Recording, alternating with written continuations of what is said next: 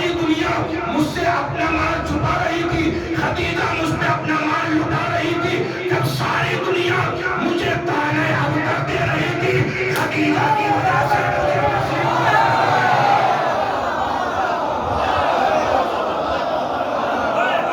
ایک سلوات پڑھیں میں جو کہ محمد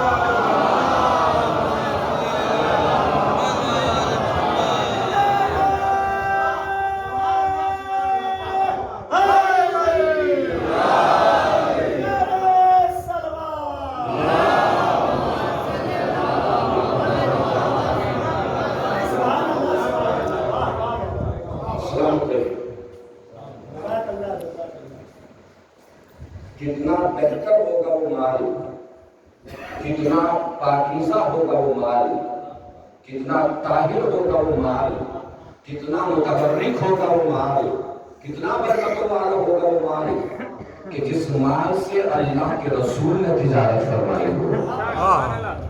کتنا بلند ہوگا وہ مال، تجارت فرمائی کہ نہیں تجارت فرمائی۔ گیا ہے جب قافلہ رسول کے ساتھ قافلہ تجارت، تو جناب خدیجہ نے میسرہ سے کہا، میسرہ جناب خدیجہ کا غلام تھا، اس نے کہا کہ دیکھو جانا ہے مگر اس مرتبہ تجارت کے سلسلے سے نہیں، صرف عبادت کے سلسلے سے بھیج رہی ہوں۔ توجہ دیجیے گا، جانا ہے، کیسے جانا ہے؟ یہ محمد ہمارے قافلے میں ساتھ جا رہے ہیں، دیکھنا یہ ہے کہ یہ محمد چلتے کیسے ہیں، بیٹھتے کیسے ہیں، بولتے کیسے ہیں، کھاتے کیسے ہیں، پیتے کیسے ہیں۔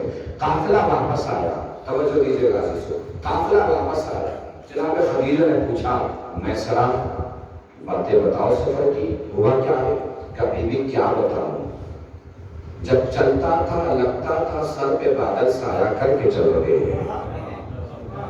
ہم نے کیوں سوچا کہ دیکھیں تو صحیح کہ یہ بادل کس کے ساتھ ہی ہے، ہم نے محمد کو الگ راستے پہ بھیج دیا، خود الگ راستے پہ چلے گئے۔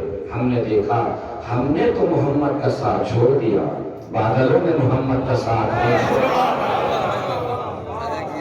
بھوک لگتی تھی اللہ جانے کہاں سے کھانا آتا تھا، پیاس لگتی تھی ٹھوکر مارتا تھا، چشمہ بننے لگتا تھا۔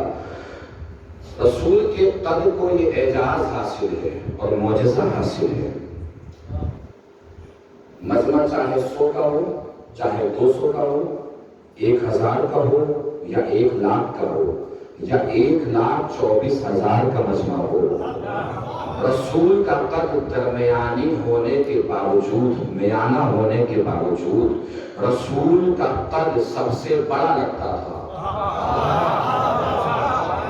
میں توجہ فرمائی اور پھر کے بیان کروں، رسول کا قد سب سے بڑا لگتا تھا، یعنی کوئی بھی لمبا سے لمبا انسان اگر رسول کے برابر میں آ کے کھڑا بھی ہو جائے تو رسول سے لمبا نہیں ہو پاتا تھا، قد بڑا نہیں ہو پاتا تھا۔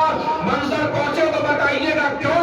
اس لیے کہ اللہ نہیں چاہتا تھا کہ کسی کا قد رسول کے قد سے بڑا ہو، اللہ نہیں چاہتا تھا کہ کسی کا قد رسول کے قد سے بڑا ہو، اللہ نہیں چاہتا تھا کہ کسی کا قد رسول کے قد سے بڑا ہو۔ یہ عظمت تو صرف غدیر کے ممبر کو ملی تھی۔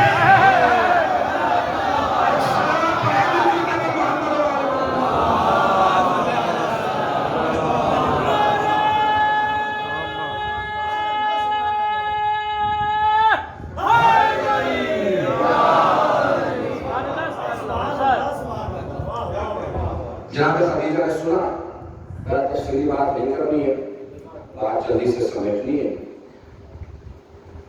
رشتہ پیغام آپ بھجوایا، کس نے بھجوایا پیغام؟ جناب خدیجہ نے، رسول نے نہیں بھجوایا، جناب خدیجہ نے بھجوایا۔ اگر رسول بھجوا دیتے نا، معذرت کے ساتھ عرض کر رہا ہوں، تو دنیا کی سارے لانچی گھرانوں کو سنت مل جاتی ہے۔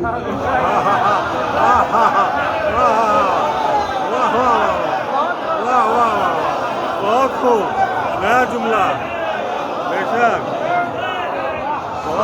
لانچی گھرانوں کو سنت مل جاتی ہے کہ کوئی بھی دولت مند گھرانہ دیکھ کے رشتہ بھجوا دیجیے۔ اس لیے جناب خدیجہ نے بھجوایا۔ پیغام ہے. اور بھی وجہ ہو سکتے ہیں اور بھی اسباب ہو سکتے ہیں. سامنے کی وجہ بتائیے. سامنے کا عزت پیغام پہنچا قبول ہو گیا.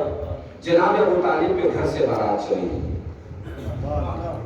علامہ سید محمد انگوری صاحب بہت بڑے عالم گزرے خطیب تھے اور خطیب بھی حاضر جواب خطیب تھے. ان سے کسی نے پوچھ دیا کہ اللہ عالم اسلام رسول کی ہر بیوی کا ذکر کر لیتا ہے, جناب خدیجہ کا تذکرہ کیوں نہیں کرتا؟ انہوں نے پلٹ کے جواب میں فرمایا اس لیے نہیں کرتا کہ بتانا پڑے گا کہ بارات کس کے گھر سے گئی تھی.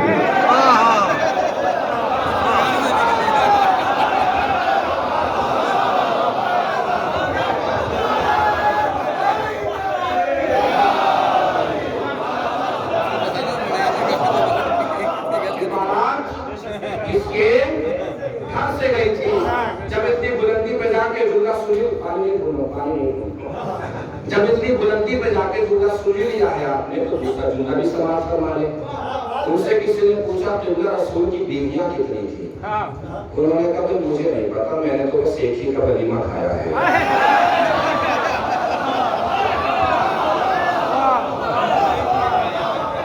بارات چلی. جناب خدیجہ کے دروازے کے باہر مسند بچھی. ایک طرف ابھی تک مجلس میں ایسا لگ رہا ہوگا کہ کئی موضوعات بدل چکے ہیں, لیکن آخر تک آتے آتے اس بات کا احساس ہو جائے گا کہ سارے موضوع کسی ایک عنوان کے تحت ہیں. بس آخری چند لمحے ہیں, توجہ فرما لیجیے گا انشاءاللہ.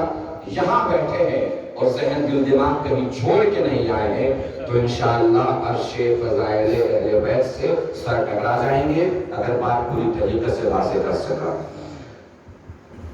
پہنچی بارات, مسند بچھی. ایک طرف رسولوں کا سردار بیٹھا, ایک طرف بطحہ کا سردار بیٹھا. اب کا آغاز فرمایا. کس نے پڑھا رسول کا نکاح؟ کس نے پڑھا؟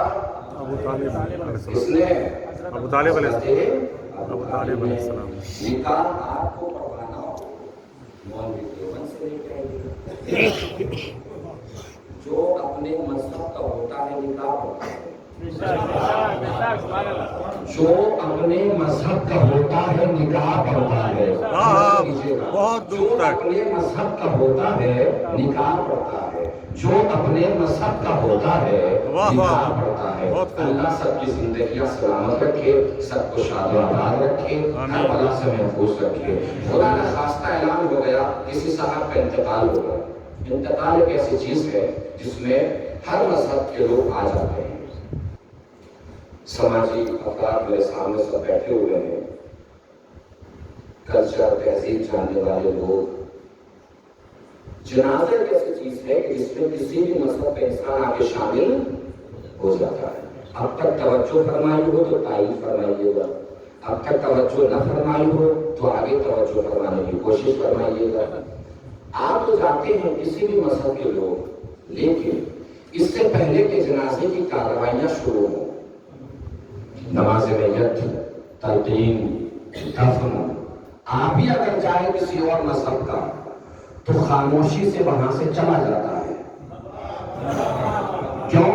اس لیے کہ اسے پتا ہے مرنے والے کا تعلق میرے مذہب سے نہیں ہے. اس کی نماز الگ ہوگی, اس کی تلقین الگ ہوگی, قبر میں الگ طریقے سے اتارا جائے گا. توجہ ہی نہیں فرمائی آپ نے.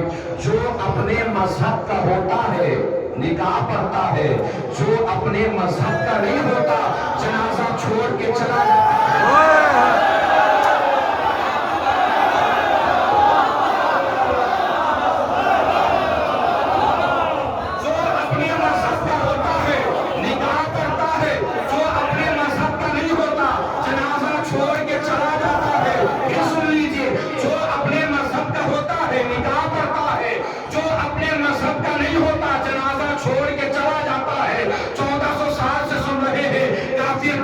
مسلمان کون,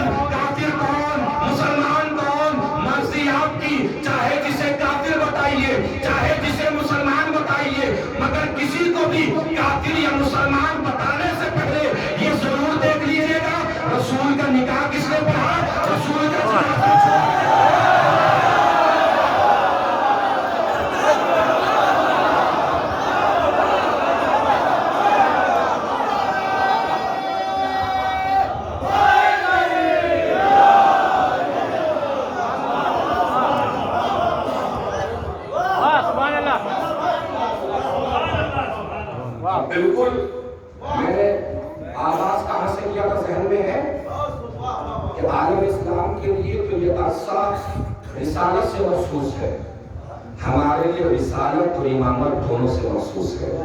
لیجیے میں رسالت کو امامت سے ملانے جا رہا ہوں، بات تمام کر رہا ہوں۔ توجہ عزیزو، مل جائے تو بتائیے۔ نکاح ختم ہوا، ڈولی اٹھی، کس کی؟ جناب خدیجہ کی۔ ہمارے یہاں بھی جب کوئی زیادہ ہی اونچا ہونے لگتا ہے اس کے بارے میں کہتے ہیں کہ زیادہ ہی ہواؤں میں اڑ رہا ہے، کہتے نہیں کہتے؟ جناب خدیجہ کی ڈولی اٹھی، عرب کی ایک بدو عورت قریب آئی، بولی خدیجہ تجھے یہ کیا ہو گیا ہے؟ ایک فقیر سے شادی کرنی؟ ارے تیرے باپ کے سر کا تاج تو آسمان سے ملتا تھا۔ اب میری خطابت نہیں ہے، جناب خدیجہ کے یقین کو پوری طاقت سے سلام پیش کرنا ہے۔ سنانے جا رہا ہوں جناب خدیجہ کا یقین ذہن سے ہوتا ہوا دل سے بھی ٹکرا جائے اگر یہ جملہ اور یقین جناب خدیجہ کا پوری طاقت سے بتانا ہے، پوری طاقت سے پڑھنے جا رہا ہوں۔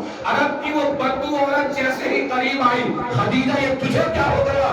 ایک فقیر سے شادی کر لی؟ ارے تیرے باپ کے سر کا تاج تو آسمان سے ملتا تھا۔ خدیجہ نے کہا پیچھے ہٹ، ایک دن دیکھ لینا، میرے باپ کے سر کا تاج آسمان سے ملتا تھا، میرے شوہر کے پیروں کی جوتیاں آسمان سے۔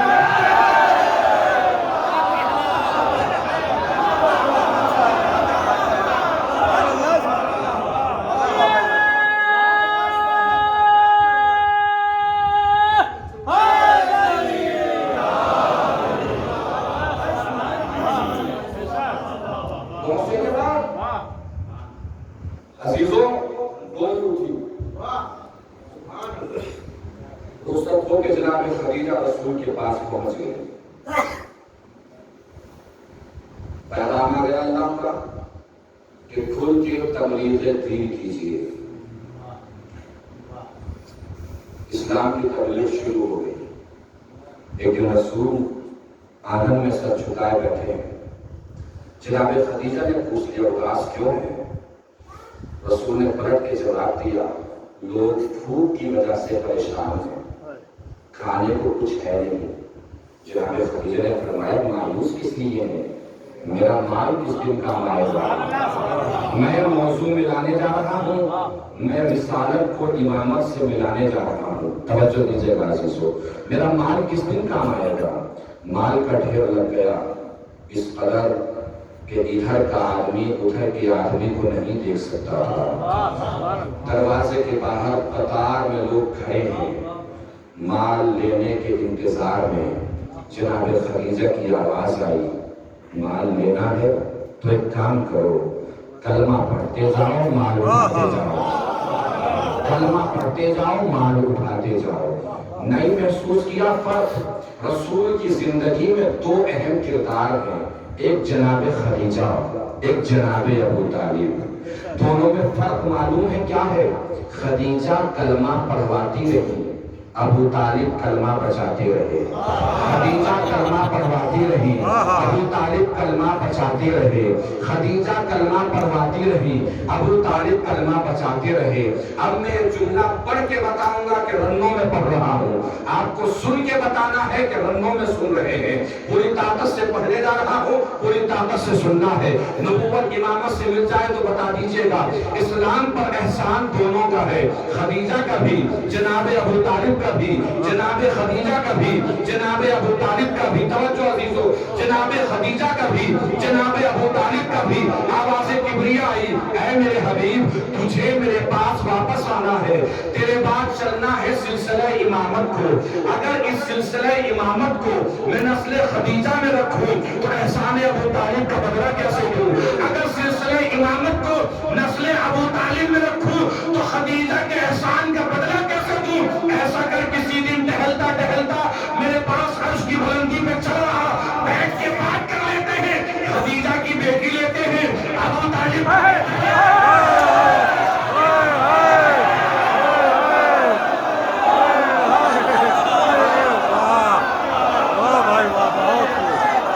بہت عمدہ، نیا فکرہ، نیا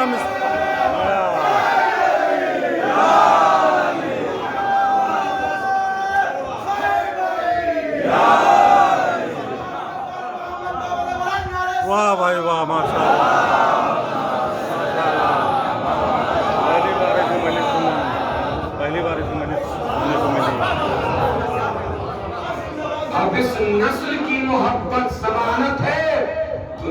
کی ہر نسل کی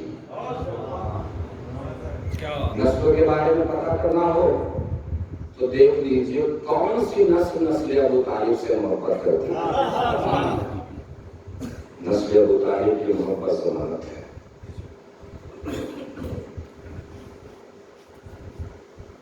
ہر انسان یہ چاہتا ہے نبی سے سارے سوال دو چار باتیں اپنے جوانوں سے. ہر انسان یہ چاہتا ہے کہ اس کی نسل بہتر، اس کی نسل اعلیٰ، صاحب فضیلت ہو، باعظمت ہو. عزیزوں، کسی بھی اچھی نسل میں یا کسی بھی اچھے کردار میں ماں باپ کے ایمان کا اثر ہوتا ہے. ماں باپ کا ایمان جتنا قوی ہوگا اولاد اتنی باکردار ہوگی. یعنی اولاد میں باپ کے خون کا اثر بھی ہوتا ہے، ماں کی تربیت کا اثر بھی ہوتا ہے. اور صرف یہی نہیں کہ باپ کے خون کا اثر اور ماں کی تربیت کا اثر ہوتا ہے، بلکہ اور بہت ساری چیزیں اثر انداز ہوتی ہیں. یہاں تک کہ جو ہم کھلاتے ہیں ان کا اثر بھی ہوتا ہے، غذا کا اثر بھی ہوتا ہے. زمانہ قدیم میں ایک بادشاہ تھا، اس کے پاس ایک دانشور آیا. دانشور نے آگے کہا کہ میں دانشور ہوں، میرا آپ چاہے امتحان لے لیجیے، دربار میں مجھے کچھ چھوٹی موٹی نوکری دے دیجیے. بادشاہ نے کہا دربار میں تو جگہ نہیں ہے، تم میرے استبل کا انتظام سنبھال لو. وہاں کا منتظم جا چکا ہے، یہ استبل کا انتظام سنبھالنے لگا. بادشاہ کا ایک دن وہاں سے گزر ہوا، دیکھا استبل بہت اچھے طریقے سے اس نے نظام سنبھالا ہوا ہے. بادشاہ بڑا خوش ہوا. اس نے کہا کہ تم بتائے تھے کہ تم دانشور بھی ہو. کچھ سرکار کہ تمہیں تمہارے امتحان لے لیتا ہوں، میرا بھی کام ہو جائے گا، تمہارا بھی کام ہو جائے گا. تو سرکار بتائیے کہ میں اس گھوڑے سے بہت محبت کرتا ہوں، یہ بتاؤ کہ یہ گھوڑا نسلی ہے یا نسلی نہیں ہے. دانشور نے کہا سرکار اگر خطا معاف ہو تو ایک بات بتائیے. کہیے بتائیے. کہ سرکار گھوڑا تو نسلی ہے مگر عیب دار ہے، اس میں عیب پایا جاتا ہے. کہ تمہیں کیسے پتا؟ کہ نسلی گھوڑا جب بھی گھاس چراتا ہے آسمان کی طرف چہرہ کر کے چلاتا ہے، یہ جب بھی گھاس چراتا ہے زمین کی طرف اپنا چہرہ رکھ کے گھاس چراتا ہے. اس میں یہ عیب ہے. تو بات تو صحیح ہے یار، یہ تو عیب ہے اس میں. جس سے گھوڑا خریدا تھا جس سے لیا اسے دعا دی کہ کوئی ایسی بات جو گھوڑے کے بارے میں بتانے سے چھوٹ گئے رہ گئی ہوا. تو سرکار یہ گھوڑا جب پیدا ہوا تھا تو اس کی ماں اس دنیا سے چلی گئی، مر گئی تھی. ہم نے اسے گائے کا دودھ پلایا. گائے کا دودھ پلانے کی وجہ سے اس میں یہ عیب پیدا ہو گیا ہے کہ اب یہ آسمان کی طرف منہ کر کے گھاس نہیں چراتا، زمین کی طرف منہ کر کے گھاس چراتا ہے. توجہ نہیں فرمائی آپ نے. آپ کسی بھی اچھے خاندان سے ہو، کسی بھی اچھے قبیلے سے ہو، کسی بھی عزت دار نسل سے ہو، اگر غذا حرام جائے گی تو عیب دار ہو جائے گی.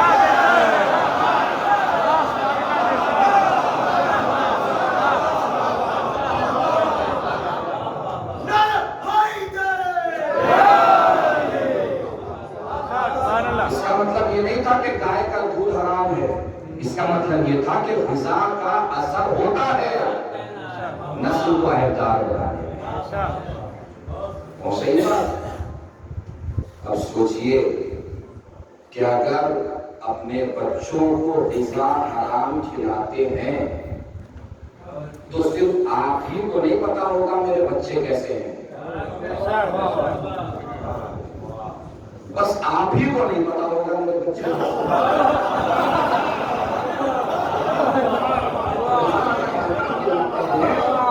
سارے رنوں کو پتا ہوگا آپ کی اولاد کیسی ہے، صرف آپ کو نہیں پتا ہوگا میری اولاد کیسی ہے. اگر اولاد پہ یقین رکھنا ہے اور بیٹھک میں بیٹھ کے اپنی اولاد کے کردار پہ اترانا ہے تو غذا حلال کھلائیے. پھر یہ یقین ہوگا کہ دنیا کی کسی بھی چوراہے پر میری اولاد کھڑی ہو کچھ بھی کر سکتی ہے، بے دینی نہیں پھیلا سکتی، فتنہ نہیں پھیلا سکتی. دیدار رہے گی چاہے دنیا کے جس چوراہے پر ہو.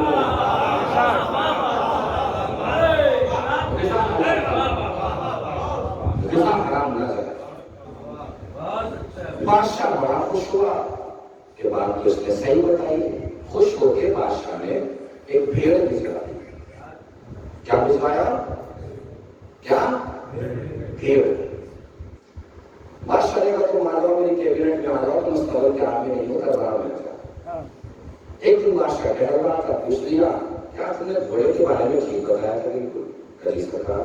کہا یہ کوئی بات بتاؤ, یہ تو میری مہارانی ہے, یہ خاندانی مہارانی ہے کہ نہیں؟ اس نے سچ بتا دیا. کہا نہیں, جو بھی بات بتاؤ گے ہماری طرف سے تمہیں امان ہے, جو بھی کہو گے ہمیں قبول ہوگا, اور قبول نہیں برداشت کے ساتھ قبول ہوگا. تو اس نے کہا سرکار جب آپ کو قبول ہی ہوگا تو ایک بات بتائیں. ایسی بتاؤ. کہا آپ راجا ہیں یا آپ کی زوجہ ہے, تو مہارانی ہے, لیکن سرکار یہ مہارانی کی خاندانی مہارانی ہے. تو تمہیں کیسے پتا؟ تو جب بھی میں نے انہیں دیکھا نوکروں سے لڑتے ہوئے دیکھا. یعنی توجہ نہیں فرمائی آپ نے. اللہ اگر آپ کو بڑا بنائے ہوئے ہے تو اس لیے نہیں کہ چھوٹوں کو دھوس میں رکھے.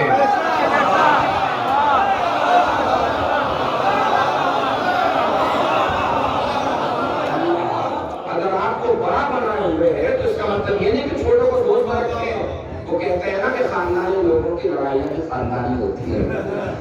اپنا مقصد مطابق دیکھ کے لڑتا ہے وہ, چھوٹے لوگوں پہ تھوڑی جاتا پھرتا ہے. اور ویسے بھی چھوٹے لوگوں کے ساتھ اس لیے بھی اس نے سلوک سے پیش آنا چاہیے کہ یہی چھوٹے آپ کو بڑا بنائے ہوئے ہیں. یہی چھوٹے ہیں جو آپ کو بڑا بنائے ہوئے ہیں. سب تک شاید بات نہیں پہنچی تو میں اور تھوڑا سا مفصل ہو جاؤں. یقین کیجیے ایک لڑکی بڑی ہے کہ چھوٹی ہے, اکیلی لکیر کا بھیا تو تب ہوتا ہے. نہیں پہنچی بات. اکیلے انسان کا کوئی قدر نہیں ہوتا. جو اکیلی لکیر ہے اس کے برابر میں چھوٹی لکیر اگر کھینچیے گا تو وہ چھوٹی لکیر اسے بڑا بنائے گی. چھوٹے لوگوں سے اس لیے بھی رحم دلی سے پیش آنا چاہیے کہ یہی چھوٹے آپ کو بڑا بنائے ہوئے ہیں. اگر سارے ہی بڑے ہوتے تو کون بڑا سمجھنے والا ہوگا؟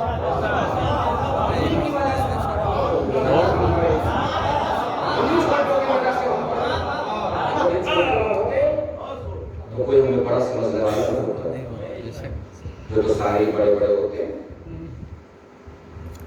بادشاہ نے اپنے سسر سے پوچھ لیا کہ بھائی ماجرا کیا ہے.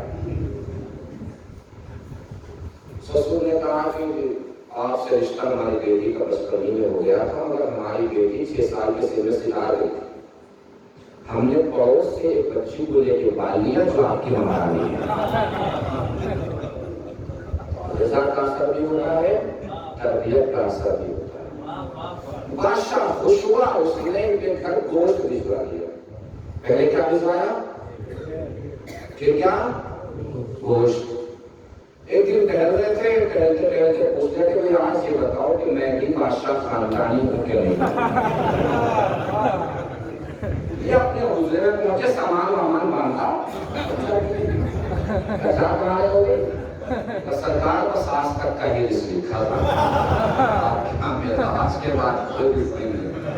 کہیں میرا مان نامہ لکھے دیتا ہوں, توجہ دیجیے گا. مان نامہ لکھے دیتا ہوں, آج میں کچھ بھی نہیں ہونے والا, تم بتا دو. سرکار اگر آپ نے مان نامہ لکھے دیا ہے تو ایک بات بتائیں. کسی بتائیے کہ بادشاہ آپ کی خاندانی ہے, کسی گڈریے کی اولاد ہے. تمہیں کیسے پتا چلا گڈریے کی اولاد ہوں؟ جو آپ کا باپ آخری سانسیں گن رہا ہے, پہلے جا کے اس سے پوچھ لیجیے جلدی سے. وہ اگر رخصت ہو گئے تو زندگی بھر آپ بھی پریشان رہیں گے, مجھے بھی پریشان رکھیں گے. یہ گئے, جا کے باپ سے پوچھا ابا حضور جا تو رہے ہیں تو ایسی بات بتا جائیں جو آپ بھی اطمینان سے جا سکے, ہم بھی اطمینان سے جی سکے. ابا نے کہا کہ بیٹے ہماری تو کوئی اولاد نہیں. دربار میں گڈریا آیا کرتا تھا, ہم نے اس کے بچے کو لے کے پال لیا, وہی تم ہو. توجہ دیں گے, مجلس سننا جانتے ہیں تو پتہ لگنا چاہیے. دل کی گہرائی میں یہ باتیں رکھیے. جب اہم یہ نہیں ہوتا کہ آج تک ہم نے کیا کیا ہے، اہم یہ ہوتا ہے کہ سننے کے بعد کیا کرنا ہے. آج تک ہم نے کیا کیا یہ اہم نہیں ہے، آج کے بعد ہم کیا کرنے والے ہیں یہ بڑا اہم ہوتا ہے. حیران پریشان ہوگا، جد بے قرار چلا دانشور کے پاس پہنچا کہ بھائی تم نے بات تو صحیح بتائی تھی کہ میں کٹریے کی اولاد، لیکن یار یہ بتاؤ کہ تمہیں پتا کیسے چلا کہ میں کٹریے کی اولاد ہوں. توجہ دیں گے عزیزو. اس نے جو جواب دیا تاریخی جواب ہے. اس نے جواب میں کہا کہ اصل میں مسئلہ یہ ہے کہ میں تیری عطا کے طریقے سے سمجھا، تیری عطا کے طریقے سے سمجھا. جب بھی میں نے کوئی انعام کا کام کیا، کبھی تو نے بھیڑ بھجوا دی، کبھی تو نے گوشت بھجوا دیا. خاندانی بادشاہ کا بیٹا ہوتا ہیرے بھجواتا.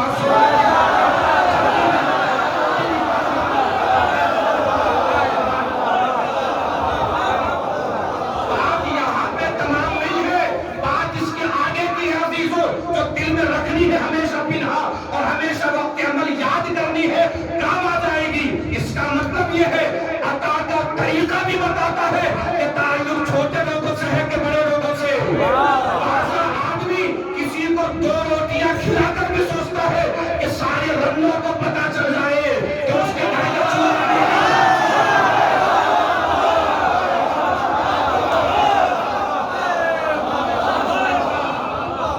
اگر سوچتے ہو کہ سب کو پتا چل جائے کہ کسی غریب کا چولہا آپ کی وجہ سے چل رہا ہے، اس کا مطلب یہ ہے کہ تعلق چھوٹے لوگوں سے ہے، ابھی بڑے لوگوں سے تعلق نہیں بن پایا. اس لیے کہ اگر بڑے لوگوں سے تعلق ہوتا تو علی سے بڑا دنیا میں